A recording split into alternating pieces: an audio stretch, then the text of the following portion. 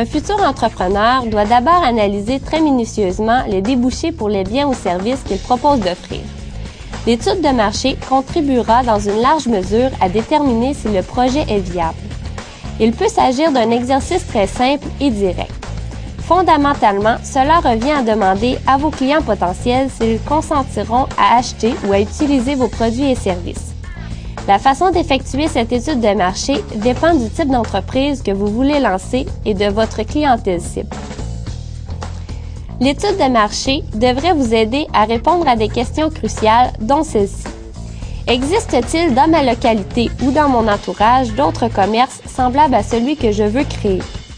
Comment s'en tire-t-il? Le marché permet-il l'entrée dans la course de nouveaux joueurs? Ce marché est-il en expansion ou en régression? Qui seront mes clients? Achèteront-ils mes produits ou utiliseront-ils mes services? Le volume des achats sera-t-il considérable? Combien sont-ils prêts à payer? Mon entreprise sera-t-elle facile d'accès? Comment les clients sauront-ils où me trouver? Quels facteurs inciteront les clients à choisir mes produits ou services plutôt que ceux de mes concurrents? Moi, je suis entrepreneur depuis maintenant 3 ans, depuis le 1er mai. Je suis copropriétaire de l'entreprise Dollar en Or à Matagami avec Madame Karine Coder.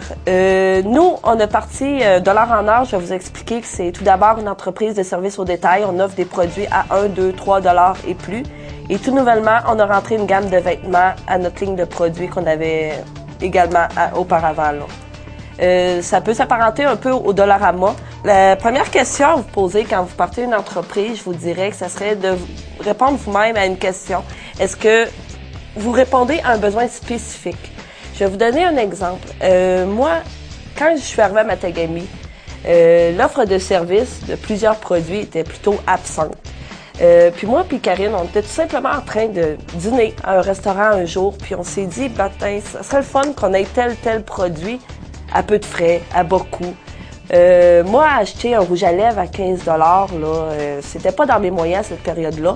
Puis on se disait que si nous, ça nous manquait, ça devait manquer à d'autres personnes. Fait que c'est de là qu'est partie l'idée de partir. Au départ, c'était que de partir un genre de Dollarama, mais indépendant, parce qu'on savait qu'avec la population de Matagami, qui était quand même juste de 2500 personnes, on ne pouvait pas supporter une franchise ou une bannière. Fait qu'on a su dès le départ qu'il fallait partir de zéro. Fait que notre étude de marché, elle a été quand même, je vous dirais, assez rapide. Elle n'a pas été très approfondie. Elle est partie tout simplement de constats que nous-mêmes, on a fait entre nous deux, que nous, il nous manquait tel produit, telle offre de service à Matagami. Puis on s'est dit, ça nous manque à nous, ça manque à d'autres personnes aussi. Je vous dirais que l'important, c'est de cibler votre offre sur ce que la majorité demande. Quand vous faites votre enquête, il y a beaucoup de gens qui vont vous faire « Ah, moi, j'aimerais avoir ci, j'aimerais avoir ça. » Il y a beaucoup de gens qui aimeraient avoir beaucoup de choses. Mais est-ce que ça va être rentable à la fin d'offrir tout ce que tout le monde veut? Non. Je parle par expérience parce qu'au bout de 3 ans, je vais vous dire qu'il a fallu qu'on procède à une grosse restructuration de notre compagnie parce que, premièrement, on s'était trop étendu, trop élargi, puis notre roulement d'inventaire n'était peut-être pas nécessairement bon et rentable. Donc, avant de trop élargir votre offre de produits, là, attendez que ça fasse 3 ans, puis que vous connaissiez vraiment qu'est-ce qui roule bien et pas.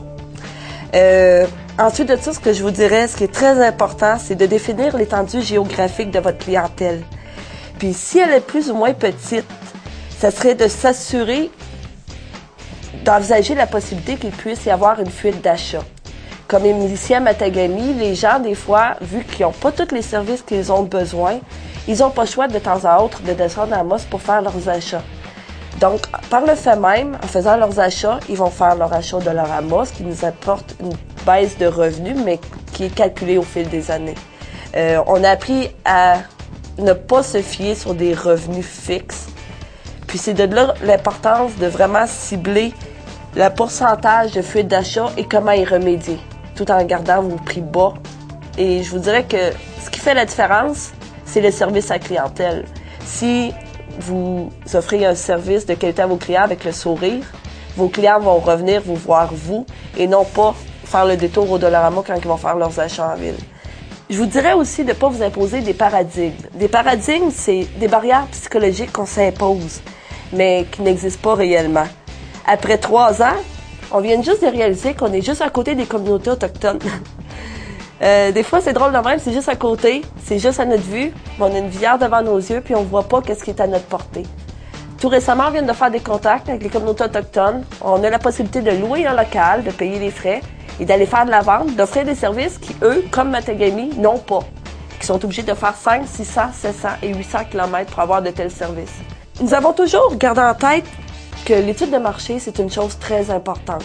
Je voudrais aussi que le monde des affaires, là, c'est un merveilleux monde. Mais c'est pour ceux qui savent s'adapter, prévoir à court terme et à long terme, réagir adéquatement en temps de crise, d'évolution et de changement des marchés. Je dirais bonne chance dans votre étude de marché. Effectuez-la adéquatement, mais ayez en tête que rien n'est coulé dans le béton, puis que votre future clientèle, elle aime avant tout être séduite, surprise et en avoir plus que ce qu'elle demande.